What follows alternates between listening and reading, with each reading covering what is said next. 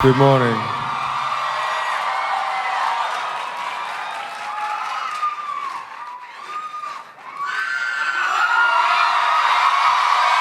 Good morning.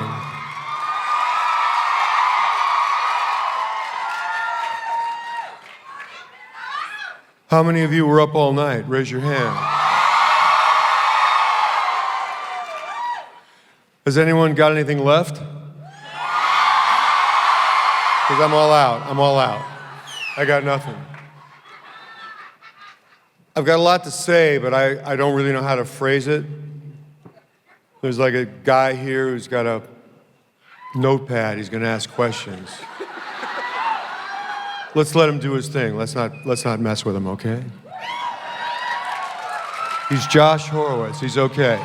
He's okay.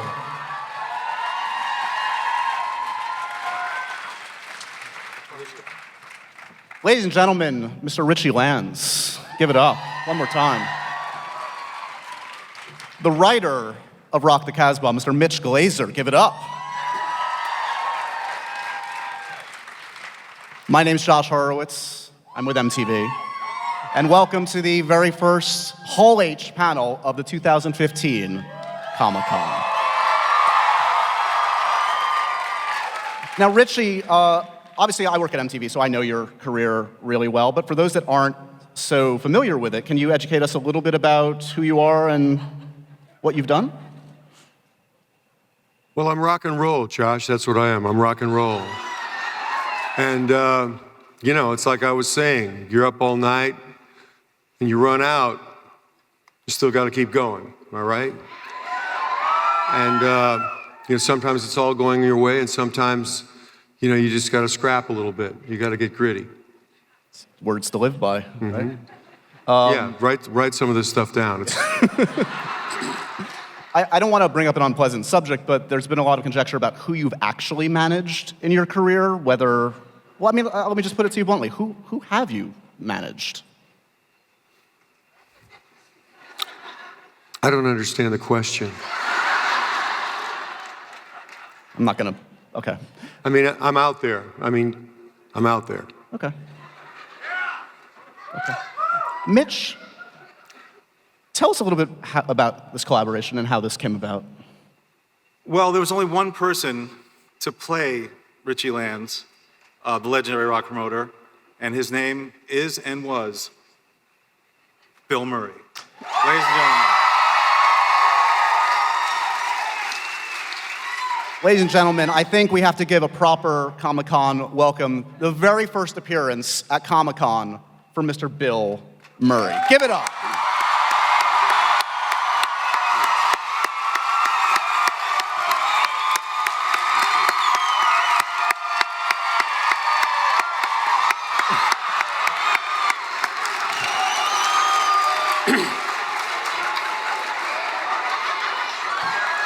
To do it. I'm all about hydrating. I really am. If you want to stay at the party, you got to hydrate. There's got to be balance. Got to be. We started the morning with some bagels and some tequila. Right. But then, water. Okay? Then water. Okay? It's a rookie mistake to skip the water. It's a rookie mistake to skip the water. Oh, yeah, amateur night. No kidding. Bill, you've arguably had some films in your career that would have had a proper place at Comic-Con. What the hell took you so long? Why has it taken so long to get here? Well, I don't know. I've done some good ones.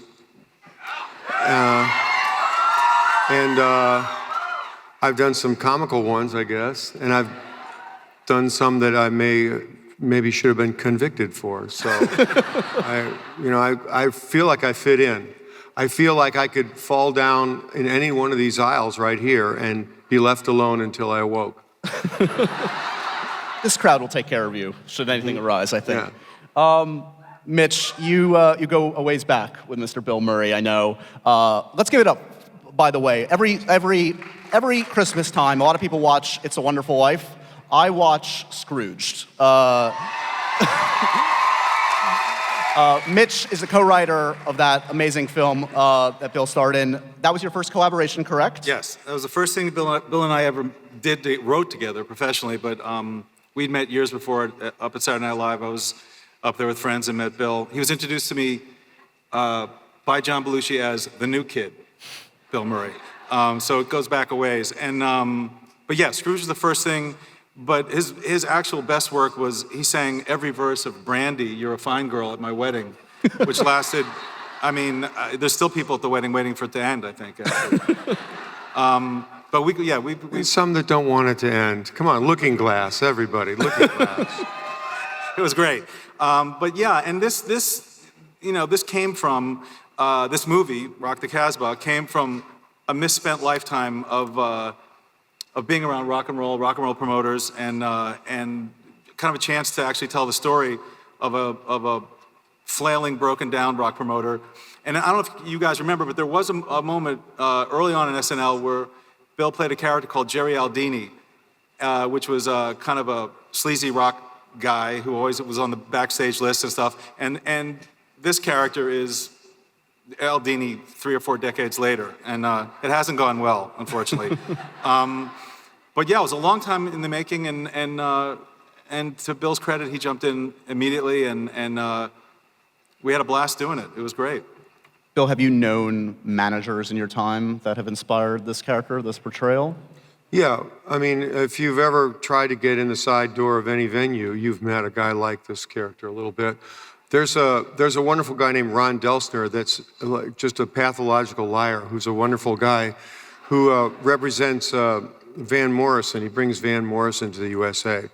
And my job is to go cheer Van Morrison up before he goes on stage, because he's a moody Irishman. He's from the north, you know?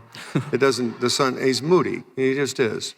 And it's a long ride. He flies him over to play St. Patrick's Day at the Irving Place every year in New York City. My job is to cheer up Van, Which you do. Which I do, but it's kind of hilarious. He looks like he's a hockey goalie, and he's a growler. And he plays 45 minutes and no seconds. That's his act. It's like 45 minutes, no seconds. There's actually a time clock on the stage. But he's great. He's the greatest songwriter, Van Morrison, and it's kind of fun. It's a challenge to go and cheer up like a kind of a sour guy that's been on in business class all the way across the ocean. Got to give also props. I got a chance to see this film. It's a great piece of work, and it's an amazing ensemble that is alongside you, Bill, in this one. We've got Zooey Deschanel, Kate Hudson, Bruce Willis. How does a cast like that come together? Is that something, Bill, where you're calling folks up, or you, Mitch? No, it really is. It comes down to Bill. Barry Levinson is a wonderful director. Rain Man and The Natural and Diner, amazing director, and did a beautiful job. But if we thought about it, my producing partner here, Steve Bingus here, is that once Bill is doing it, people kind of gravitate to the idea of the movie. And Danny McBride and Scott Kahn, and there's a generation, and particularly of young comic actors who, came over for basically nothing to do the movie, and we had a great time together. Billy had a party bus with disco lighting in Morocco, and we were driving around during Ramadan, and making friends. There's no traffic. It's a good time. It really is a good time to do this. So, Bill, when you're walking around like Morocco, is the reception different than, say, San Diego or New York or LA? You get a lot more salam alaikum. Less drinking. There's less public drinking in Morocco. Right. The people there are really nice. I strongly, Morocco's a great place to go. People are very gentle. It's a Muslim country, but they're they're people that seem to, I like their interpretation of the book, They're gentle, lovely people. It's a beautiful place, very dramatic, a lot of history. Cool places to stay, great beach towns. There's off-road stuff if you want to do that, Do you have a default technique for? Okay, so when you're working with people you haven't worked with before, I would think there is, whether you know it or not, and I think you do, there is a mystique, an aura, a legend of Mr. Bill Murray that I would think would intimidate some actors. Do you go out, what's your technique? Do you like to put them in their place and make them feel intimidated, or do you try to disarm that, or what's? Well, I go to work with a knife strapped to my leg. And it just means people are going to know their lines. They're going to be ready to go. They're not, don't mess with me. Don't fuck with me, Francis, Francis, just show up. We try to be as relaxed as possible. It's really the key for the way I like to work is be really, really as relaxed as you can be. And that makes people feel comfortable. And I grew up in I came from Chicago. And in the Second City Theater, where we were taught by a great director named Del Close to, you don't have to get tense when you're working. You just try to think about making the other person look good, and then you don't have to worry about yourself. Right. And that's the way I've learned to work. And when people see, holy cow, he's not going to try and hammer me or upstage me or anything. He wants to make me look good. Then everybody relaxes. And we had a lot of fun. We had good people. I mean, Danny McBride is just an insanely crazy, talented guy. He's really wonderful. And the girls, Zooey Deschanel was really, really, really good. And Kate Hudson was awesome. She was spectacular. And Bruce Willis, in the role of a lifetime, we own him now. He had so much fun. We own him. Yeah, he seems to be in an altered state in this film. That's kind of frightening. Yeah, I don't think... And in life, I think, truthfully. He had a really good time, and it was fun working with him. I got to work with him on Wes Anderson's movie, The Moonrise Kingdom, and we had a good time together. Turns out we have an ancient history that I wasn't aware of that he was aware of, so we get on great. Wait, what's the ancient history? Well, when I was on Saturday Night Live, Bruce was a page, which means it's sort of like it's a job you take where you're kind of a slave. It's like an intern slave. And his job was actually to refill the M&M and peanut bowls in the actors' dressing rooms. And years later, after a few tequilas, he said, "Only you and Gilda were nice to me. You were the only one." So, but he's all right. He's okay. We had a fun time. Like I say, Morocco, I'm just saying, it's reasonable, it's thrifty. It's not exactly like sleeping underneath Petco Park, but it's pretty good, Is that where you're staying tonight? You're staying underneath Petco? You got to move on. You can't stay in the same place every night. You know what I'm saying? Am I right? Can't sleep in the same place every night. About this collaboration, I would think a lot of directors, a lot of writers write parts specifically for you, and that can be great, and that can also be... Terrible. Terrible. Well, do you find that to be the case when you read things that are intended for you, that people are just going into things you've already played, or what's the trap that people are falling? I have read scripts that people insist, I've written this script exactly for you. And I read the script and I realize, yeah, these are all my lines from other movies. They really, it's pretty naked. But when you're thinking when you lose yourself and you're writing for an actor, you can sort of visualize one maybe, but you want to write the story that's inside you. You want to write your story, whether or not, Judi Dench plays the part or Pierce Brosnan. It shouldn't make any difference. You just write the part you want to write. And Mitch is, we've written a lot of things together, and he writes them and I rewrite them is what really happens. Do the punctuation? Yeah, but he's not in the guild. I'm in the guild, but I don't take the credit. That's another good tip for you young people. Don't bother to take the credit. You get away with a lot more if you don't want to write in credit. You really do. But, this rock and roll world, we've all been, being on Saturday Night Live and being friends with Paul Schaefer and all those people who see beneath the rock of rock and roll. They see just all the crazy stories. You see a lot, you witness a lot. And if you've been backstage, you see bizarre behavior.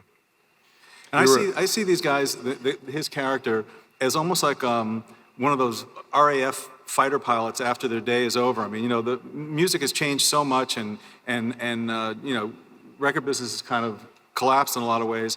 And for a guy like Richie Lanz to have he ends up taking his secretary and last act to Afghanistan. Not like the ideal gig, really, that you're looking for. So, just the heroism of this guy, staying the course and constantly through the course of the movie saying, I'm going to close this deal, with armed rebels on horseback, was fun to write about. And Bill and I just did a movie with Sofia Coppola, a Christmas thing that she directed, where he actually does get a writing credit, much to my horror. And so, we have written together. So It turns out you get paid in perpetuity. It's crazy. You get paid for forever. He's never going to stop now. It's only about $70, but it's nice. The thought that counts. Yeah, it's the credit. But so I knew him long enough and well enough to know never say, I wrote this for you. Just gave him the script and he jumped on. But and it involves singing, which is always an easy way to get Bill to do anything. You give him smoke on the water. Do you sing every day, Bill? Do you have to practice your instrument every day? I sing every day. Sometimes I sing really quietly, very quietly. No, I don't sing every day, but I have a friend who bothers me. He said, you should be singing. You should be singing today. She's not from America, okay? She's not. I don't pick up people like that, because they sound funny. She's from Thailand. Why aren't you singing more? So I'm going to sing more. Or else. I'm going to sing more. Would anyone like to sing anything right now? Is there something you'd like to sing? If we could all just take 30 seconds. Everyone has a song they'd like to sing. Let's just all sing the song you'd like to sing for 30 seconds, okay? Right. We try this? I've never done this. Let's try this for 30 seconds. A 1, a 2, a 1, 2, 3. Happy Smoke on the water, I can a fire in the sky. how the music Smoke make on the me. water. Happy birthday, When I had my chance, dear Bill. I could make the people Happy dance. birthday. Nice. Be happy for a while. I hope it's being recorded.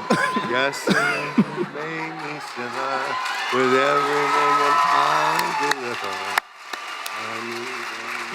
I don't want to overstate this, but I think we just invented a new art form, an actual Mass new... singing. Yeah. A mass singing. I don't know if you heard it. It sounded really good. It really did. It sounded very, very joyous. Really did. Thank you for that. I owe you. This film, correct me if I'm wrong, this is partially based on a true story. I mean, Afghan Star is an actual TV show, and Yeah. When I was doing the research for it, one of the gifts of doing research is the real world is untoppable. There actually is a version of American Idol in Afghanistan, and it's been there for 8 years now, 8 seasons. And a friend of ours actually has a TV show that does it. And in a city in a country that's really obviously been at war for a quarter of a century, this thing was the one thing that people could unite around. So they would text in, just like American Idol, their favorite singers, and it did break down into Pashtun and the various groups, but they could unite around the music of it, which really suited the theme of the movie. And we got Yusuf Islam, Cat Stevens, to give us some songs, and I mean it ends with Peace Train, a spectacular version of it. So yes, it is based on a true story, and there was in the second or third season of Afghan Star, the first woman, a Pashtun woman, to come up and sing, and she was warned not to sing or dance. And there were death threats against her, but she had the courage to do it, and she didn't win, but she was an astounding talent, and broke a lot of ground. I mean, it was a really amazing story, and we dedicate the movie to her, Our character's name is Salima, is played by Leem Lubani, who was at the time a 17-year-old Palestinian girl from Nazareth, great singer and amazing actress, and she and Bill are spectacular together. So that is one of the deeper stories of the film, is the empowerment of this woman, and also the ability for the culture to change, hopefully. I'm curious, Bill, I mean, we were talking a little bit about musical taste. Do you connect at all to music today, or are your tastes sort of stuck where they were, a lot of people, they're stuck when they come of age, or when they're 20 or something? No, I mean, I still like music that I heard when I was 20, and some of it's, obviously it's lived a long time, it still is great. But, I like music. I don't care where it's coming from. Right. Jenny Lewis, we love. We were with our friend Jenny Lewis the last few days, and she's a great singer from California. I did go see the Grateful Dead's last show in Chicago on Sunday, but I went with Jenny Lewis, and we were backstage with dubious other rock and roll characters, but there were a lot of fun people, Woody Harrelson, and but Yeah, I mean, I like this band, are they called Double X or Double XX? I think they're cool. I accidentally saw them in Nashville. I thought they were great. And this fella, Chris Stapleton, the young singer guy. Nice. I don't know, I just like what I like. I'm not tied down to it. I listen to Channel 15, you know. I listen to The Pulse and I listen to Chill, okay? And we'll be You know, it's a mood swing thing with me. I go Pulse, I go Chill. and we'll be hearing this next collaboration, you singing some Christmas songs, presumably. And we did this Goofy Christmas show, and which was kind of a great story that we wrote, and we had a bunch of unusual people in it. We had old school guys. We had Buster Poindexter, David Johansen. From Scrooge. Scrooge, of Yeah, course. From Scrooge. Yeah. We had Jenny Lewis. We had Rashida Jones. Phoenix. We had the Phoenix, the band Phoenix. We had Paul Schaefer, Jason Schwartzman. Of course, yeah. Miley And Cyrus. then out of nowhere comes Miley Cyrus. Incredible. I gotta say, I'm gonna say this officially. Miley Cyrus is good. I thought I was not particularly convinced. Miley Cyrus is really fucking good. She can really sing. You know, I thought she was just a knucklehead crazy girl and kind of like, you know, kind of girl you'd want to go on a road trip with and maybe didn't have ID or something, you know, but she can really sing. And she floored everybody. She just floored everybody. Paul Schaefer and George Clooney, all these guys like, holy Christ, she's really good. Yeah. She really can sing. So I don't want to hear more bad rapping of Miley Cyrus. Okay? Leave it for, well, who should we leave it for? Raise your hand. Who should we leave it for? But not Miley Cyrus. She's all right. Who else? She's a pro. We're going to let the audience ask a few questions in a second, but indulge me. Yeah, we'll leave it for Rick Ross. Rick Ross is the guy we can run down. Since it is Comic-Con, indulge me, I have one Comic-Con-y question. There's a lot of lore about your career. One is that you were up for Han Solo way back when. Well, I don't know if you've heard, Bill, they are recasting Han Solo in a prequel. So I guess what I'm saying is, was it true? Were you ever up for Han Solo? And B, are you still up for taking on the role today? Oh, God, it's a big moment for me. I know. I don't know that I was ever up for Han Solo. I couldn't tell you for sure, but I am working out now in the hopes of getting this new thing. Yeah. You know, just a lot of swimming and Pilates. I'm really going to work hard at it. I would expect there are a few questions from this audience. Are we ready for a question or two? My God, a spotlight too. Cool. That's scary. Holy Jesus, it's Superman.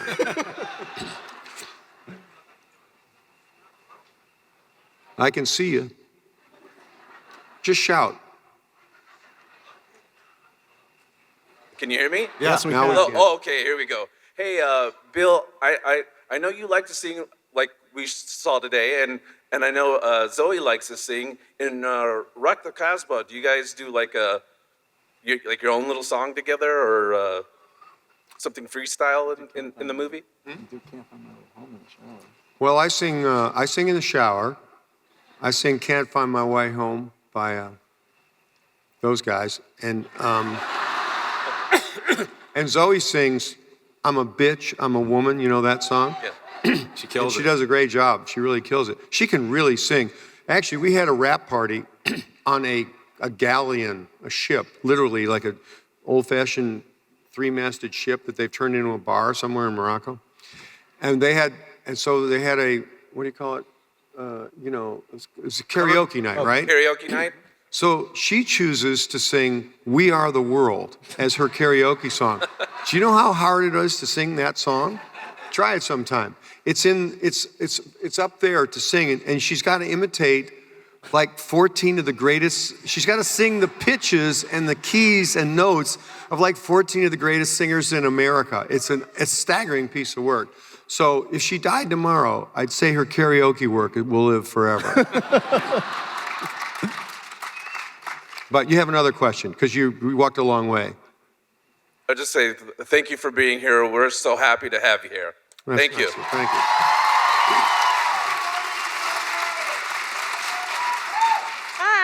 Oh my God, it's another one of my cousins.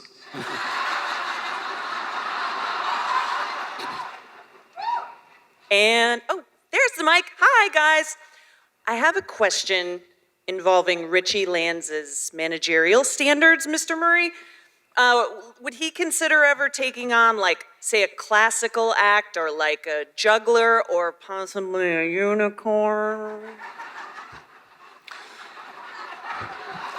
Only if there's money involved.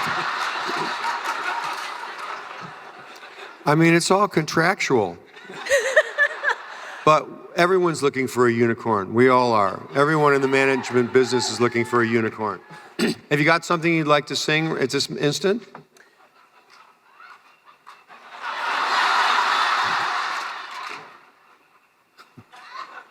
It's a small world after all.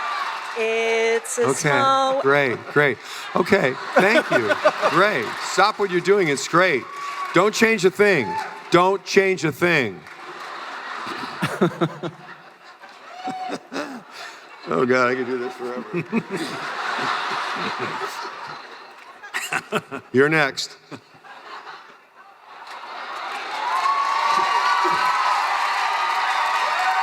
A crowd favorite. Hello, Bill Murray. How are you? I'm good. How are you doing? I'm doing fantastic, especially here with you. Thank you. I'm going to be camping out again tonight, so you're welcome to sleep with me outside Hall H. Okay. Mitch, my question's Yes. for you. I'm still having that picture in my head. Sorry, go ahead.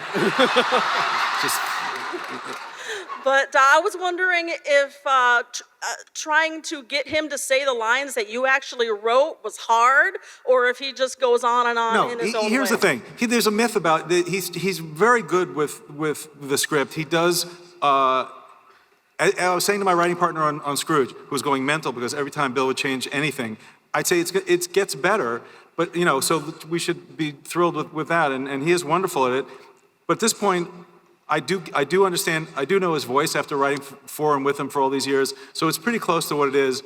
But it gets better, on the day. And Barry Levinson had the occasional idea and all that. But no, he's very respectful of writers, and SNL comes up that way. That's how it is. He doesn't change a word, is what I'm trying to say. Not one. We love that kind of collaboration. It's amazing, Thank you, right? guys. Thank you. Thank you. How many people is she asking to sleep with her? That's what I want to know. I mean, does everyone give her a button when they leave? What's the deal?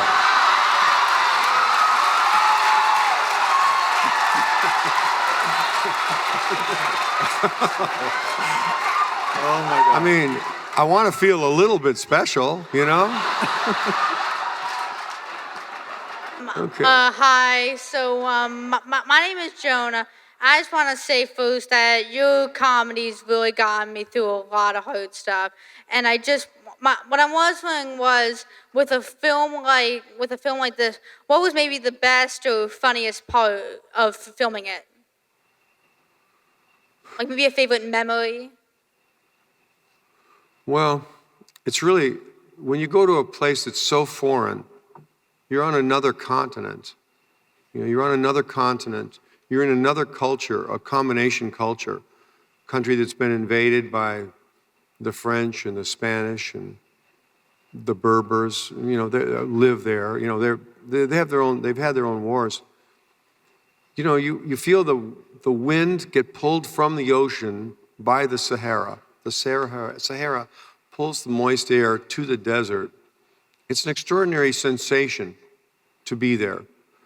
So I think one thing that was really amazing, there was a night in Marrakesh, and I call it Marrakesh because I'm too hip to say Marrakesh. There was a night in Marrakesh where we were at a restaurant, which you wouldn't even notice. It looks like it's sort of an industrial stucco building downtown, but you open the doors, and it's this magical tile, fern, water, light building that's been there for centuries. And you're inside of this thing, and you march up through the entire building to the roof. And on the roof, they've made the accommodation where they serve vodka, and tequila. And you're on the roof, and there's a two-man band, just a man with a four-stringed instrument and a drum, and they're playing something you've never heard in your life. You're on top of the city, overlooking the market, and the stars are above you, and there's this rhythm that's thousands of years old, and you think, you know, I'm in the Actors Union, you know? I'm just a guy from Illinois, and I'm here being able to touch and listen to something that's affected people for many centuries. And you just get reminded you have a responsibility to take what we're given and pass it on, transform yourself somehow and pass it on.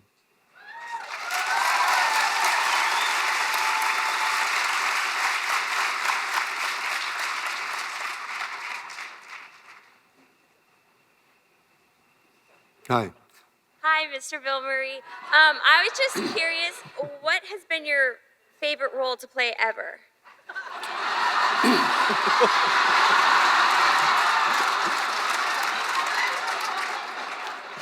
Well,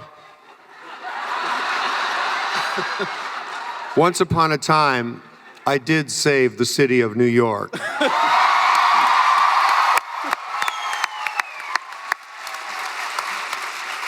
And I had the coolest damn car to drive around Manhattan in. Thank you. Hi, Bill. I'm James from Nerd Central, and this movie looks awesome. I want to know, has it got a rocking soundtrack with some karaoke options?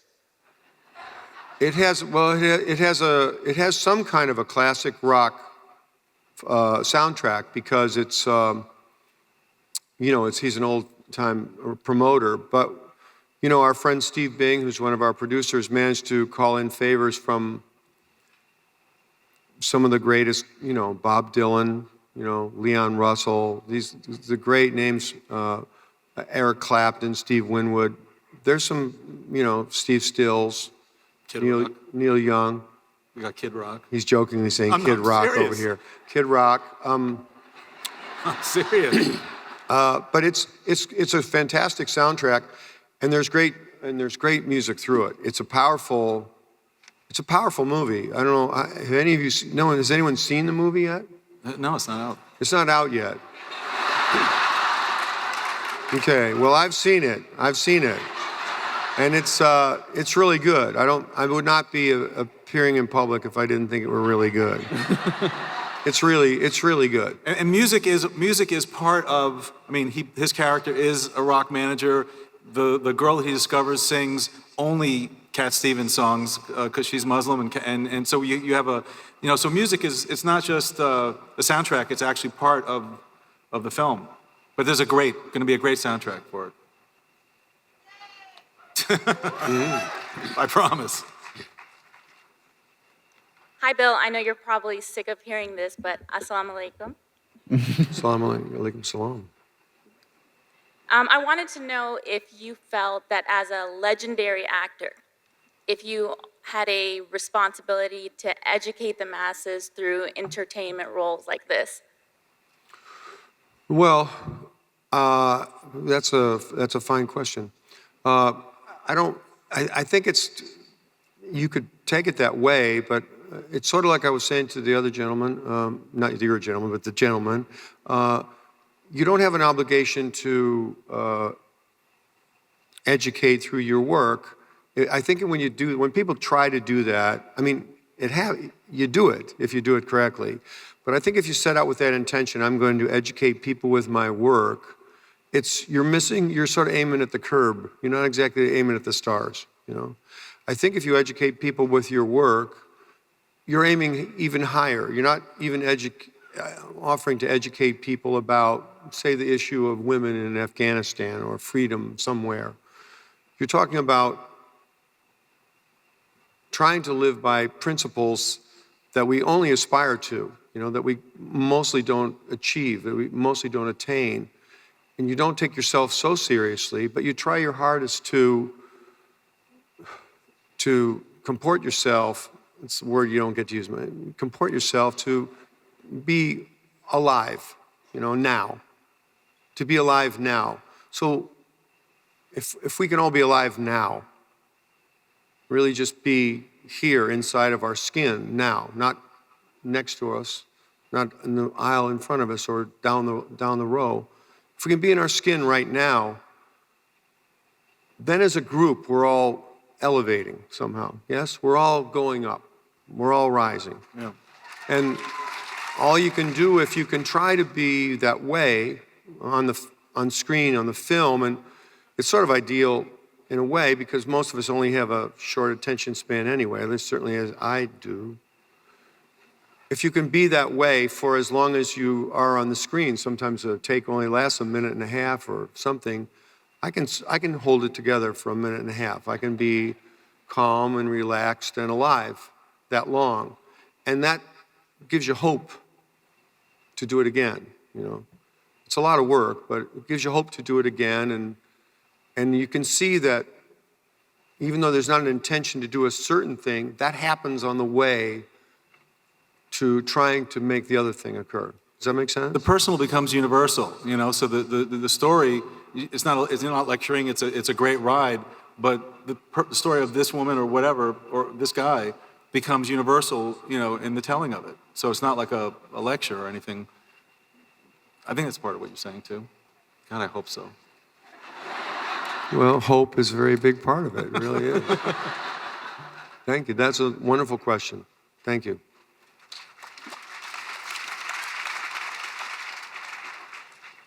My knees are shaking a little. I'm sorry. Your knees? Yeah, a little. All right, well, see if you can make it move up to your hips. You can get your hips moving, then your arms are going to go above your head, and it's all going to happen, right?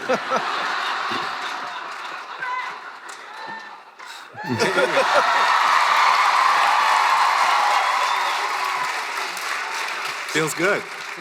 So my question is about Bruce Willis. Is he a jackass on set, or is he? Does he have a soft heart that you really need to dig into, or is he a nice foil to you? What is he like? Well, he's a movie star. You know, he's a movie star. And, you know, you hear stories about people, and, you know, I mean, I don't know if I've heard really a whole hell of a lot of stories about him, but you hear stories about people like, oh, he's tripping on people or whatever. Well, when you're the movie star, and a real movie star, and he is one, you have to sometimes take matters into your own hands.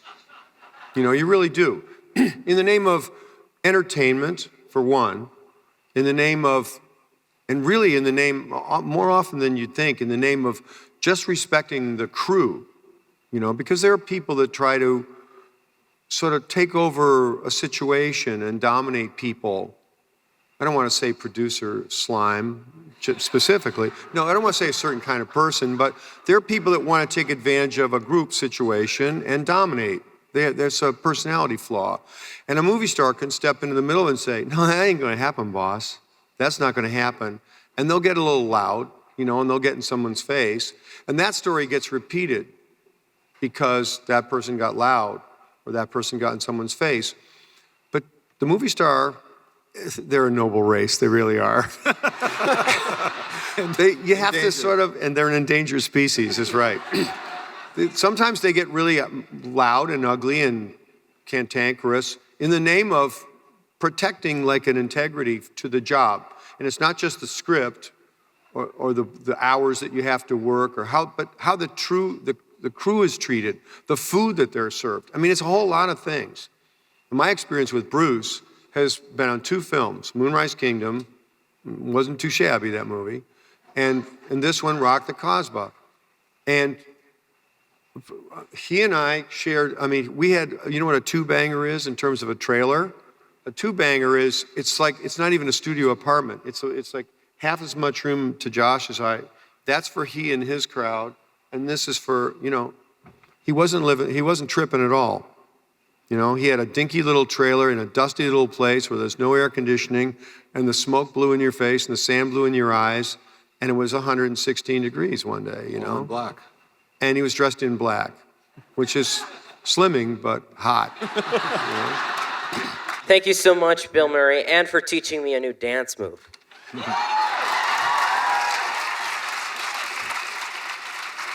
You got to find that chick with the buttons, my friend.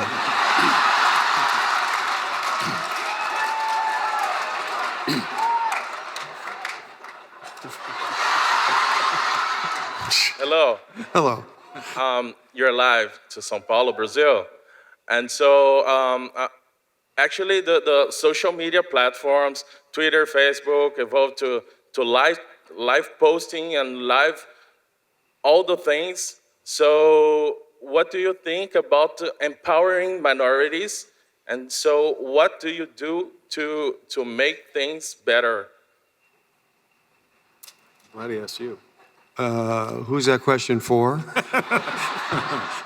Well, if you're asking me, am I in favor of empowering minorities? Absolutely. I think, the world is changing. It's very slow. It's very slow, and it doesn't change the way we want it. There is a justice in the world. It just doesn't come when we want it. It comes slowly. It's planetary. It's universal. It comes, but it comes very slowly. And you can hit a table and say this is wrong. That doesn't mean it's going to change overnight.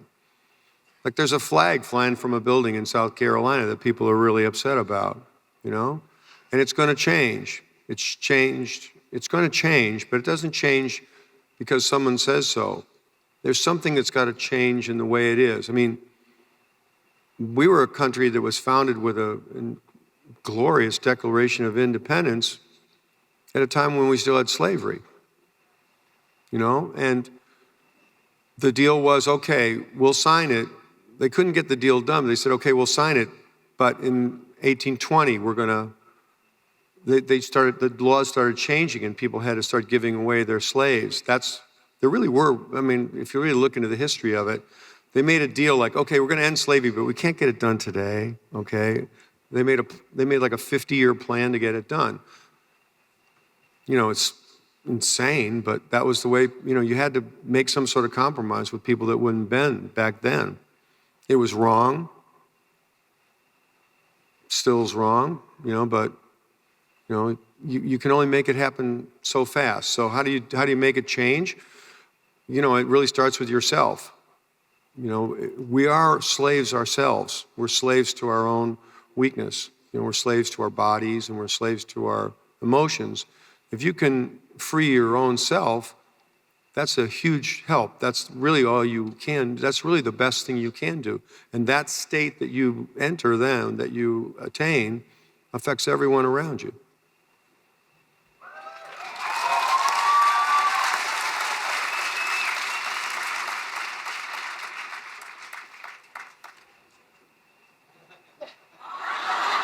Finally.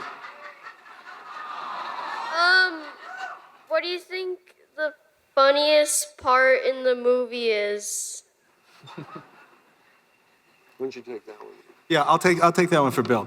There's a part where, spoiler alert, there's an explosion, and Bill's character, it seems like he's been affected by the explosion, but he's deafened by it, and as written, it wasn't quite as funny as it ended up on the screen because he just starts stomping around the desert, and Bruce Willis is saying, come back here. And for me, there's like a 30-second moment in the movie that's pure physical comedy, the best of what he does. You'll see it when you see the movie. It's just, you'll be laughing, I promise. You personally. It's really funny. I think we have time for just a couple more. Home stretch. Here we go.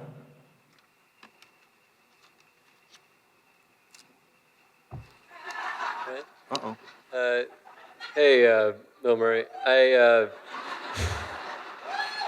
don't know if you've ever heard, but there's people that share around these stories of you doing crazy things and acting weird and then turning to the person that's telling the story and saying, no one will ever believe you. I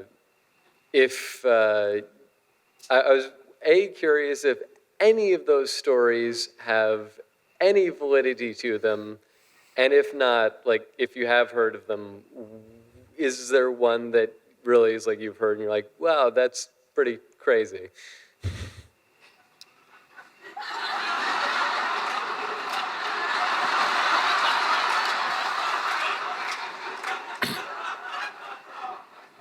I don't know what he was talking about.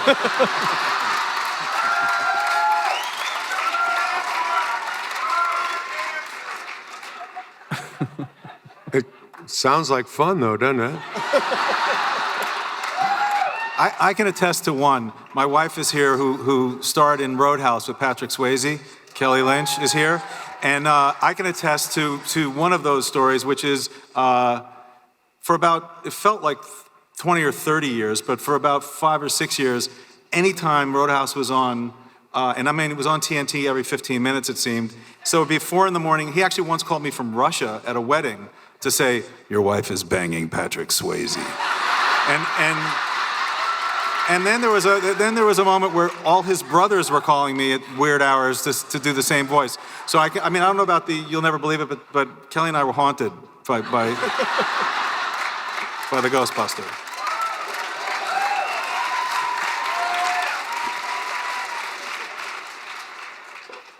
Hello? Hey, Bill. I'm Josh, and this is my daughter, Annika. So this is baby's first legend she's witnessing on stage right now, so thank you for being here. My question is, being surrounded by all these nerds, the greatest group gathering of them in the world, really, every year. So, what is your niche in the nerds? So is it Star Trek, Star Wars, Lord of the Rings, Firefly, Doctor Who? Where do you fit in amongst us? That's a great question. That really is a good question. And I wondered about it myself. I have a taser with me. I didn't know what to expect. I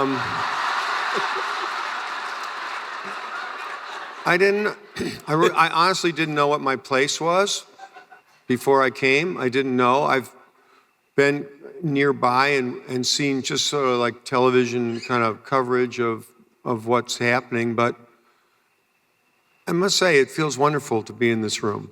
It really does. So I have a lot of dress-up outfits at home that I really would surprise you with. I'm not going to tell you. I'd really rather surprise you.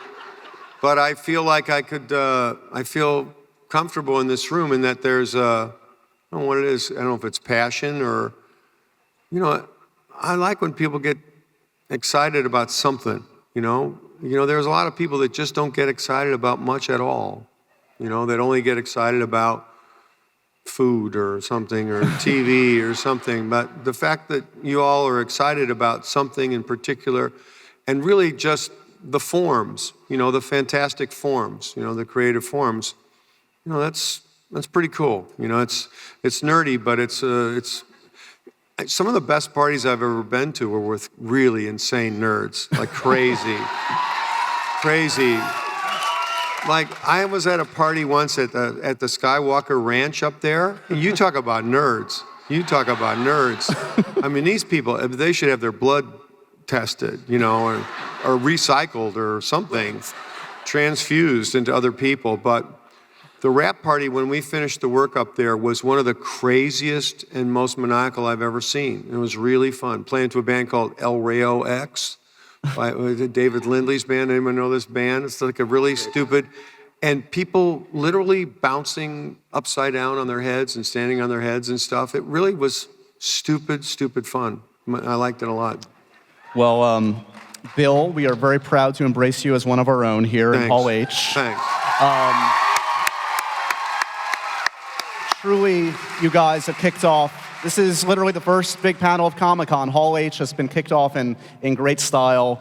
Please give it up one more time. Making his first Comic-Con appearance, Mr. Bill Murray, Mitch Glazer. Rock the Kasbah opens October 23rd. Thanks, guys.